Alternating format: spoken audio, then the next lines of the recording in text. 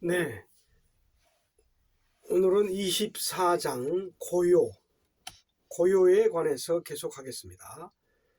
한마음, 봄 상태의 주제는 마음을 움직이지 않는 것이다. 이 점을 염두에 두고 수음에 임하면 생각을 정리하기가 한결 쉬워질 것입니다. 그러나 아무리 노력을 해도 머릿속에서 무엇이 왔다 갔다 하며 번거로운 생각이 끊이지 않을 때가 있습니다. 의지와 관계없이 수시로 돌출되어 나오는 이런 현상들은 정신이 순수해지려는 과정에서 마음의 때가 씻겨나가는 것이므로 그대로 내버려 두면 스스로 없어집니다. 사람이 죽은 뒤 49제를 지내는 이유도 바로 이러한 정신현상에서 찾아볼 수 있습니다.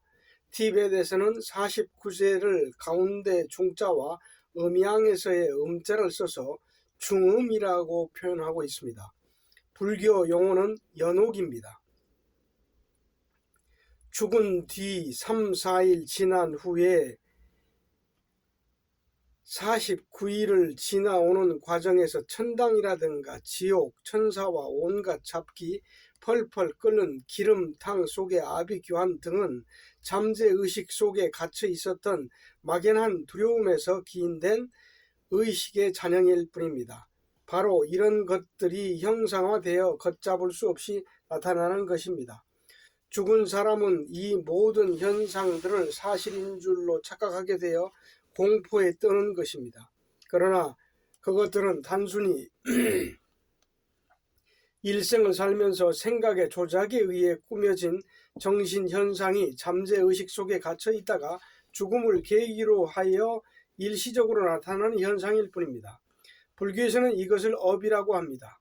나쁜 짓을 해서 양심의 죄를 짓거나 한 데 대한 자책감이나 평소 잠재의식에 누적되어 왔던 불안, 공포, 번민 등 생각이 조장해 놓은 온갖 부산물들을 가리켜 하는 말입니다. 이러한 현상들은 불안정한 정신 에너지들이 육신의 죽음을 맞이하여 본래의 순수한 상태로 돌아가기 위해 해체되는 과정에서 가시화되어 나타나는 현상입니다. 이러한 환상들을 사실을 본 것처럼 착각하여 영계를 체험하고 왔다고 하는 것입니다. 심령과학이라는 것도 정신과학적 차원에서 보면 이러한 환상에 불과한 것입니다. 이 역시 자신의 의식에 저장되어 있는 잠재의식의 세계를 좀 더 사실적으로 경험했다는 그 이상의 의미가 없습니다. 정신을 발생시킨 모태였던 육체가 사라짐으로 일생 동안 불합리하게 사용됐던 마음의 잔재가 가시적인 환상으로 나타나서 정말로 지옥이나 천상을 다녀온 줄로 착각하는 것뿐입니다. 영혼이 육체로부터 이탈되면 자신의 가족들이 함께 모여 슬픔에 잠겨있는 모습들을 보면서 서서히 떠나가게 됩니다. 죽은 뒤 3일까지 편안하고 멍한 듯한 상태로 지내다가 서서히 자신이 살던 지상세계가 희미해지면서 마음속에 잠재되어 있던 환상들이 모습을 나타내기 시작합니다. 그중 가장 많이 나타나는 것이 두려움과 공포입니다. 수많은 뱀들이 득실거리는 구렁텅이에 빠지거나 끓는 가마솥에서 고통받는 사실 같은 현상들을 꿈속에서 또는 다른 꿈을 꾸듯 직접 눈으로 보면서 겪는 환상이라는 지옥 속에서 괴로워하게 됩니다. 이런 상황에서 정신을 바짝 차리고 나는 이미 죽었으며 눈앞에서 벌어지는 현상들을 TV 브라운관에서 공포 영화를 보는 것과 같은 환상일 뿐이다 라고 마음을 단단히 먹고 정신을 바짝 차리고 있다 보면 스스로 물러갑니다. 이렇게 물리치는 과정에서 영혼이 한 단계 진보하게 되어서 다시는 인간으로 태어나는 고통을 겪지 않을 수 있게 됩니다. 사람이 죽으면 곧바로 머리를 잘 쓰다듬어 준 뒤 양옆에 대동맥을 꽉 틀어 막아 주어야만 죽은 사람이 맑은 정신을 가지고 편안하게 육체를 빠져나갈 수 있습니다. 그렇지 않으면 뭉쳐있는 정신 에너지가 다른 곳으로 다 새어나가 정신이 혼미해져서 영혼이 어디가 어딘지 갈피를 잡지 못하고 어렵게 빠져나가게 됩니다. 사람이 죽으면 마음만 빠져나갑니다. 사실이 이러하므로 마음 공부라는 것은 앉아서 미리 죽음을 연습하는 것이라 할 수 있습니다. 한 마음을 통해서 마음을 고정시킨 채 고요가 깊어지면 깊어갈수록 마음속에 잠재되어 있는 잘못된 기억들이 스스로 일어나서 맴돌다가 사라져 버립니다.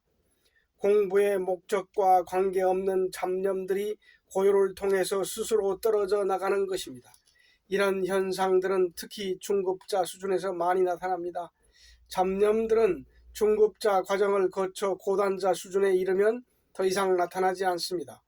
죽은 영혼에게는 육체적인 감각 능력이 없음에도 불구하고 배고픔을 느낀다거나 하얀 눈을 보고 추위를 느낀다거나 하는 것은 과거의 육체의식에 젖어 있기 때문입니다.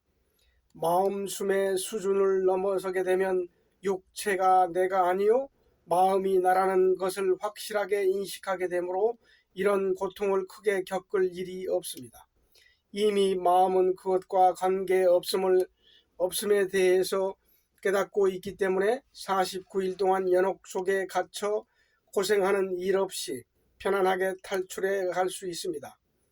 깨달은 스승들은 깨달음을 통해서 업이 소멸되기 때문에 연옥이라는 것도 이미 소멸되어 버려서 49일 동안 시험 받을 일이 없습니다. 살아생전에 마음의 잔영들을 소진시켰기 때문입니다. 따라서 공부하면서 나타나는 여러 가지 현상들은 스스로 사라질 때까지 방치해 둬야지 결코 그것들에게 간섭받거나 빠져들어가서는 안 됩니다. 공부하는 사람이라면 누구라도 마찬가지겠지만 나 역시 그런 경험들을 수없이 많이 겪었습니다. 눈을 감은 채 앉아 있다 보면 환상이 일어나서 뿌리치려고 눈을 떠봐도 사라지지 않는 것입니다. 이럴 때 까무러칠 만큼 놀랄 일이 벌어져도 절대로 마음의 움직임이 없어야 합니다. 기도하다가 사람이 완전히 돌아버리는 것도 이런 환상에 빠져들기 때문입니다. 자신이 만들어 놓은 두려움이라는 덫에 스스로 걸려드는 때문입니다. 그러나 이런 것들을 모두 겪어 놓으면 정신이 크게 한 차원 정화됩니다. 이렇게 일생을 사는 동안 상기되었던 불필요한 마음의 에너지가 일정 기간 동안 와해되기 위해 자꾸만 나타나는 것을 명상의 명현작용이라 합니다. 환자가 치유되는 과정에서 약을 쓰면 일시적으로 더 아파오듯이 정신도 마찬가지의 현상을 겪는 것입니다. 이것을 슬기롭게 극복하는 유일한 방법은 마음을 고정시켜주는 한 마음의 상태를 놓치지 않고 집중하는 것뿐입니다. 인간을 고요의 경지로 이끌 수 있는 방법은 마음을 움직이지 않는 것뿐입니다. 이것이 고요의 정의입니다. 마음을 움직이지 않으면 아니요, 움직이면 바깥입니다. 마음을 움직이지 않고 있을 때 나타나는 마음의 느낌이 바로 고요입니다. 또한 고요는 만병을 다스리는 명약이기도 합니다. 고요 앞에서는 암도 녹아내립니다. 고요 앞에서는 그 어떤 병인도 절대 팔붙일 수가 없습니다. 따라서 병든 몸을 치료하는 데 있어서 이보다 더 훌륭한 치료제는 없을 것입니다. 또한 인간의 정신을 제도해주고 사람과 사람이 사랑을 나눌 수 있도록 할 수 있게 하는 것도 고요의 힘입니다. 그래서 고요 속의 사랑을 참 사랑이라고 합니다. 고요가 결여된 사랑은 결코 참 사랑의 힘을 낼 수 없습니다. 고요 속에서의 행함은 서두름이 없으며 누가 누구에게 무엇을 베푼다거나 하는 상대적인 껄끄러움이 없습니다. 고요라고 하는 마음의 정지 상태는 이 세상에서 가장 흥미있고 값진 것입니다. 사람이 기분이 좋은 상태가 여러 가지라서 취미생활도 다양하지만 그 어떤 취미라 할지라도 이것보다 더 고상한 취미는 없다 할 것입니다. 이 취미는 처음에는 더디고 어려운 듯하나 가면 갈수록 겪어보면 겪어볼수록 진미가 우러납니다. 마음을 움직이지 않는 이 취미를 얻지 않고서는 심리적인 불안에서 해방될 수 없으며 병마에서도 해방될 길이 없습니다. 이 즐거움을 깨달아 진정한 재미에 눈떠서 시간 여유만 있으면 마음을 움직이지 않을 수 있을 정도로 취미 붙일 수 있으려면 적어도 4품, 5품 수준은 돼야 합니다. 그 전에는 쉬운 일이 아닙니다. 사품 이전에서는 공부에 대한 재미도 있고 풍치도 있다고 느껴지기는 하겠지만 틈나는 대로 찾아서 즐기기에는 힘이 붙입니다. 아직은 재미있다는 생각보다는 귀찮다는 생각이 앞서기 때문입니다. 이 재미에 빠져들면 나중에는 잠자는 시간마저도 아까운 생각에 밤을 지새우게 됩니다. 잠자는 것보다 더 편안하고 재미있을 정도로 매력이 있다는 것, 바꿔 말하면 공부하는 시간을 더 갖기 위해서 많은 노력을 하게 된다는 뜻입니다. 마음을 움직이지 않게 하는 가장 좋은 방법은 명상입니다. 명상 중에서도 숨은 절대적인 양질의 고요를 제공해 줍니다.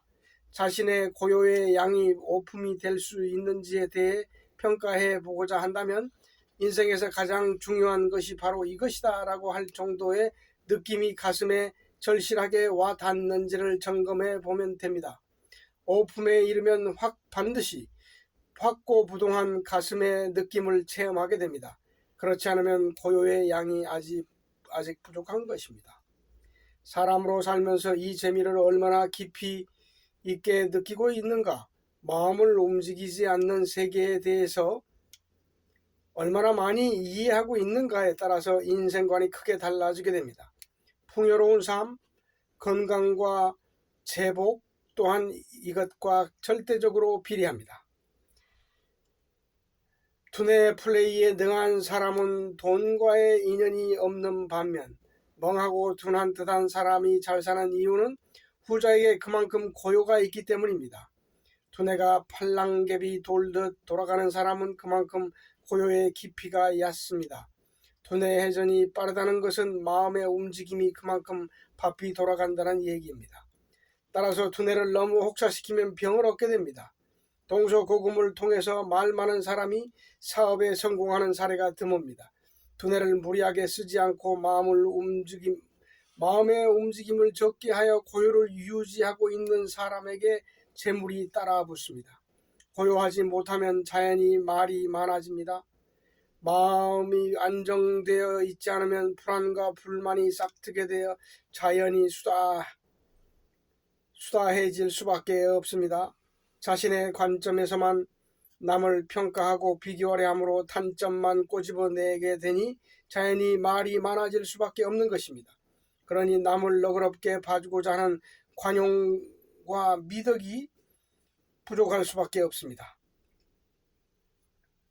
마음을 움직이지 않게 하는 고요가 건강과 부의 보고임을 깊이 명심해야 할 것입니다. 예수도 제자들을 모아놓고 여러분 제발 침잠하라 고요하라 하고 누누이 타일렀습니다. 매사가 잘 되기 위해서는 고요함이 있어야 합니다. 고요야말로 세상에서 가장 값진 것입니다. 절대 허무하지 않으며 1분을 고요하면 고요한 만큼 재미가 있고 기쁨이 따라줍니다. 원래 후회를 남기지 않는 좋은 취미는 배우기가 어려운 법이지만 저속하고 나쁜 취미는 배우기가 매우 쉽습니다. 배우기 어렵다 하여 익혀놓지 않으면 언젠가는 후회하게 됩니다. 마음에 대한 투자에 적극적인 사람은 그만큼 풍부한 삶을 보장받을 수 있습니다. 습득하기 어려운 취미는 일정한 관문만 통과해 놓으면 반드시 쉬워지지만 쉬운 취미는 어느 한계를 지나면 반드시 싱거워지기 마련입니다.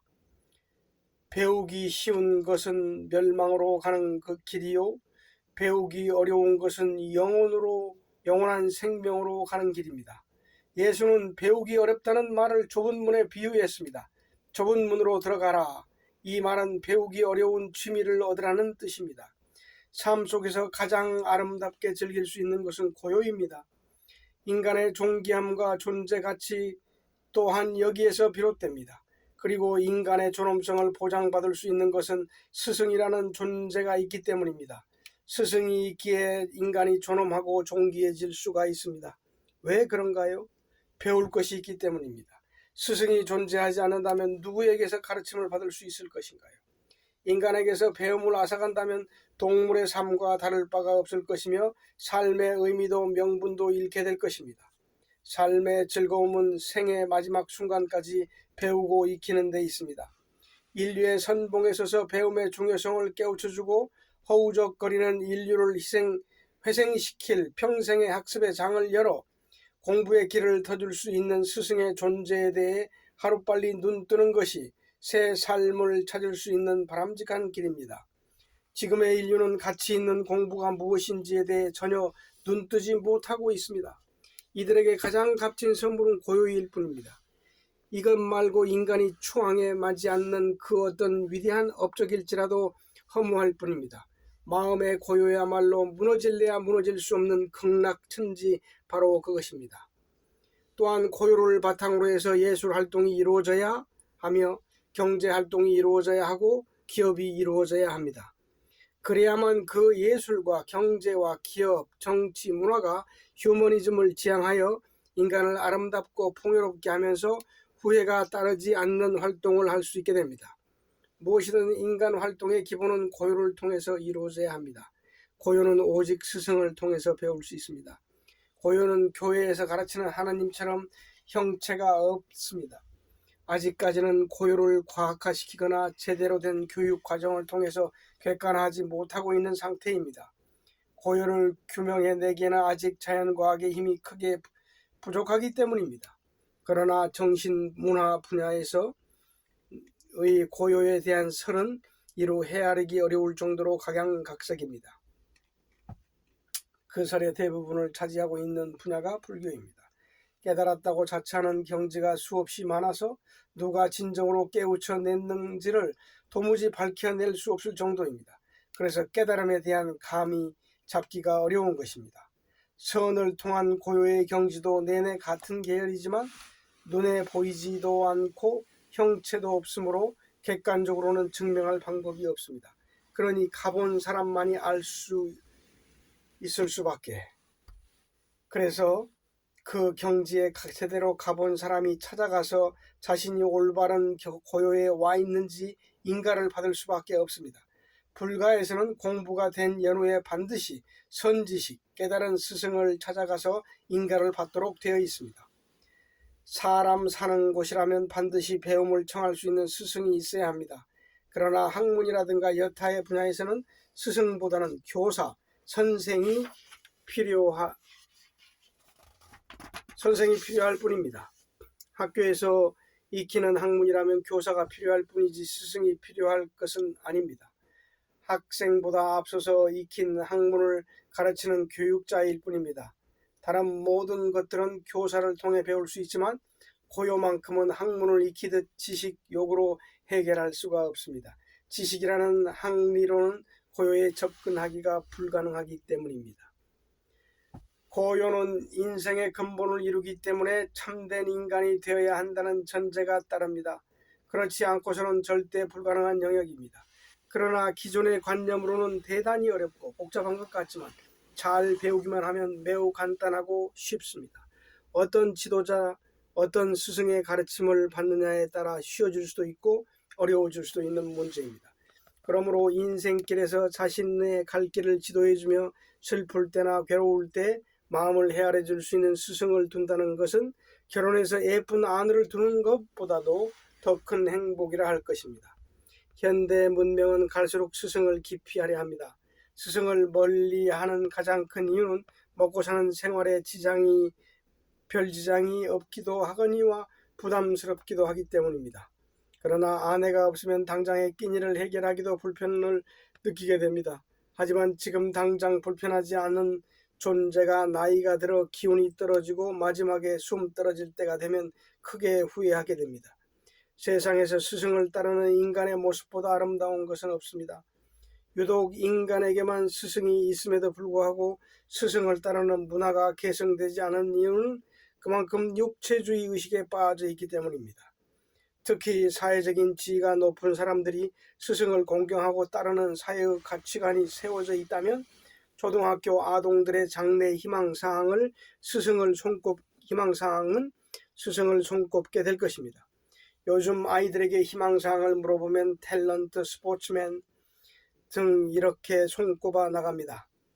인격이든 존경이든 명예든 다 떠나버린 세대, 화려하고 자유분방하고 쾌락적인 인생으로 흘러가 버리면 그뿐이라는 식의 오늘만 있고 내일 잃은 구태여 알려고 하지 않은 듯한 세대, 그러면서도 욕구가 많고 할 말이 많은 아이들은 다음 세대를 이끌어갈 국가의 제목이요 미래의 상징이라는 슬로건이 아이들을 계몽하기에는 시대의 정신이 너무도 무기력해져 있습니다. 그러나 아이들을 나무랄 수만은 없습니다. 부모들이 그렇게 키워놓았기 때문입니다. 스승은 바로 나의 아내요 자식이다 라는 자세로 뜻과 정신이 존중되는 사회 풍토라면 어림도 없는 얘기입니다. 스승의 중요성을 간단히 말한다면 똑같은 위급 상황이 생겼을 때 스승에게 먼저 가면 자신의 일과 자식의 일이 해결되지만 자식에게 먼저 가면 자식의 일을 해결시켜주지 못합니다. 그 첫째 이유는 자식에게 먼저 가는 것보다 남이라고 할 수 있는 스승에게 먼저 가는 것이 어렵기 때문입니다. 그러나 그 어려운 마음을 낸 사람은 그만큼 사랑의 힘이 크므로 그 에너지로 인하여 자식의 일까지 해결되는 것이다. 그러나 자식에게 먼저 간 사람은 이미 마음이 위축되므로 저급한 에너지로 인하여 자식이 더 아프게 될 수가 있습니다. 둘째 이유는 부모가 스승을 먼저 따르면 아버지는 정신을 더 중요하게 생각하는 사람이라는 인식을 갖게 되어서 부모의 정신을 배우게 됩니다. 그리고 그만큼 자신들의 내면 의식이 성장하게 됩니다. 스승은 정신입니다. 아이들의 장래 희망이 스승이 되는 것일 때 세상이 바른 길을 갈 수 있는 것입니다. 모든 사람들이 자녀를 지도할 수 있을 정도로 고결한 스승이 된다면 그 얼마나 아름다운 사회가 될 것인가요? 스승이 되는 것을 생애 목표로 하고 온갖 노력을 다하여 마음을 바꾸고 인생을 전환시키고자 노력해야 할 것입니다. 그래야만 생활을 바꿀 수가 있습니다. 구태의연한 생활 방식, 먹고 싶은 거 다 먹고 즐기고 싶은 거 다 즐겨가면서 하루에 한두 시간 명상에 힘쓰겠다고 앉아 있는 것만으로는 공부가 어렵습니다. 생활 속에서 인생을 전반적으로 바꿔놓을 공부 방법을 찾아내야 합니다. 그 좋은 방법 중에 한 가지를 소개합니다. 사품 이상이 되면 하루에 한 끼 정도는 굶을 수 있어야 합니다. 세 끼 중에서도 특히 아침 식사를 걸러야 합니다.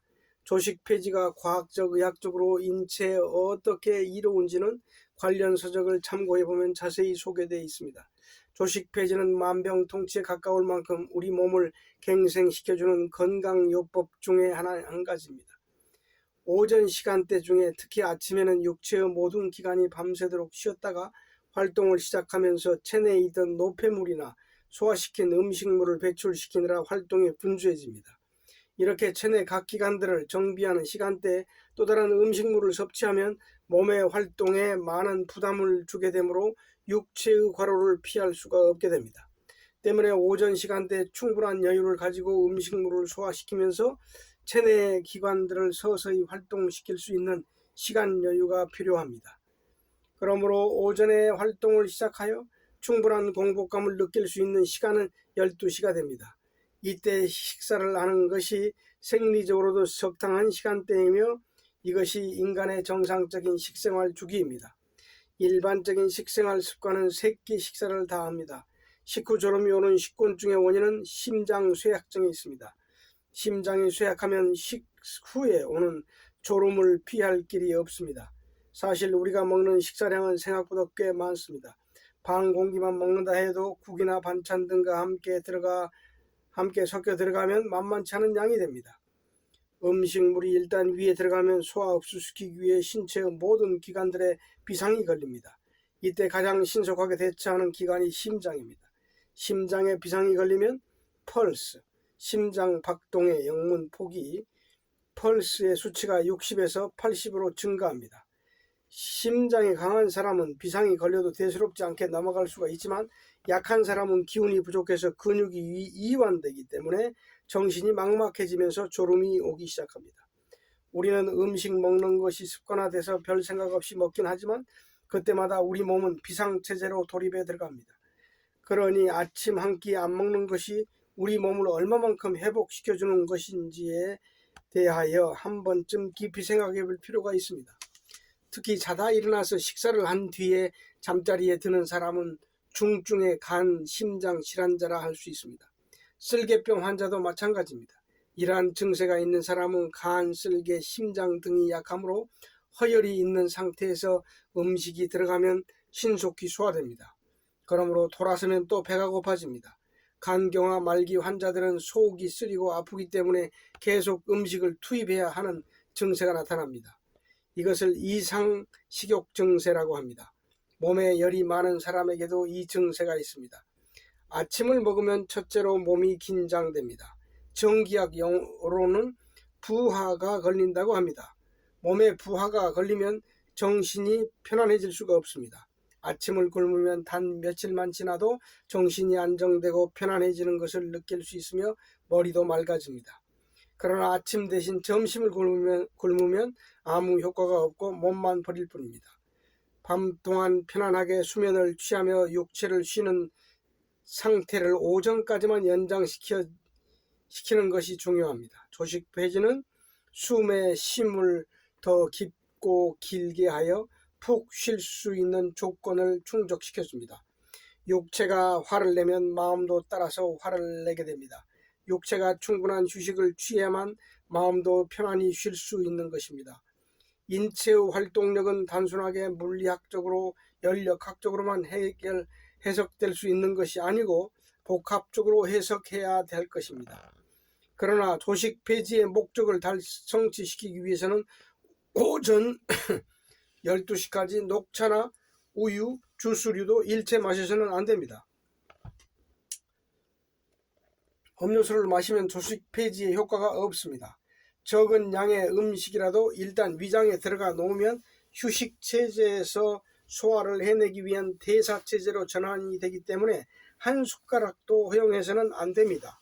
완전히 굶고 맑은 물만 마셔야 됩니다. 맑은 물은 소화기관을 통과하지 않기 때문에 많이 마실수록 건강에 이롭습니다. 조식 폐지는 자신의 건강을 위해서도 좋고 환경보호 차원에서도 권장할 만한 일입니다. 한 끼를 절약하는 것으로 경제적인 파급 효과 또한 큰 것입니다. 간단히 따져보더라도 식량 전략은 물론 오물 처리 비용이라든가 수돗물, 전기, 가스 등 각종 생활 자원이 현저히 절약됩니다. 그리고 가정주부들의 아침 가사 노동이 줄어듭니다. 365일을 빠짐없이 새벽에 일어나 아침 식사를 준비한다는 것 또한 간단한 일이 아닌 것입니다. 그리고 아침에 일찍 일어나는 문제도 마음먹기에 달려 있습니다. 잠자다 깨어난 휴식 사이클 상태의 이완된 마음과 육체가 활동 사이클로 곧바로 전환되어지기가 쉽지 않습니다. 활동 사이클 상태에서 활동 사이클을 연상하며 행동하기는 쉬우나 휴식 사이클에서 활동 사이클로 급히 전환시키기는 어렵습니다. 휴식 사이클의 상태에서는 휴식 사이클에 알맞는 행동을 하면서 서서히 전환시켜야 합니다. 따라서 휴식 사이클, 취침 상태에서는 일어나서 해야 할 일을 생각하지 말고 아무 생각 없이 그냥 일어나 잠시 앉아 있다가 어느 정도 잠이 깬 뒤에 서서히 활동 사이클로 전환시키면 쉽게 일어날 수가 있습니다.